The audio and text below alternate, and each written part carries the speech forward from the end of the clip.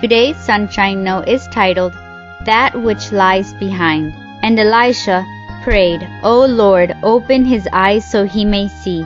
Then the Lord opened the eyes of the servant, and he looked and saw the hills full of horses and chariots of fire all around Elisha. 2 Kings 6:17. I had stars in my eyes this final evening of my senior year. It was my job to introduce the guest speaker, a popular school coach everyone loved. I determined not to do a usual introduction. I wanted to say something witty, do something impressive. So I worked hard all week. To me, the final product seemed almost Shakespearean in its quality.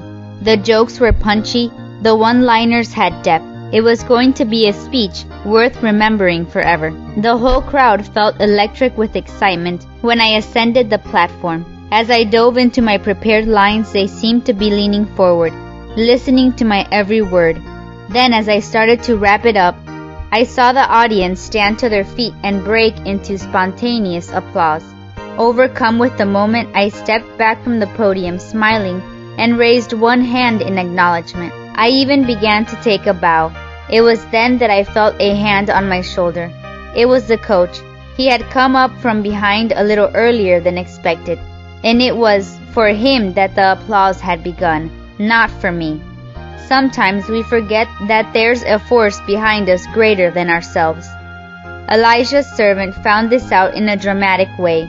The city in Samaria in which Elisha was staying was surrounded by an enemy army intent on capturing him.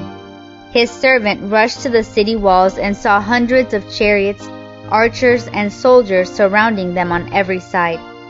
"What are we going to do now?" he cried. His response seems fairly reasonable considering the circumstances, but strangely enough, Elijah told him, "Those who are with us are more than those who are with them." And at this, Elijah prayed for his servant's eyes to be opened. They were, and he saw a heavenly army surrounding the human one. These angelic warriors were standing in flaming chariots of fire, and by sheer numbers and power, they dwarfed the rest. No matter what things may seem like in life, we too have at our disposal an army of warriors, if only we ask for God's protection. Remember this and take heart when the world seems to threaten and when it applauds.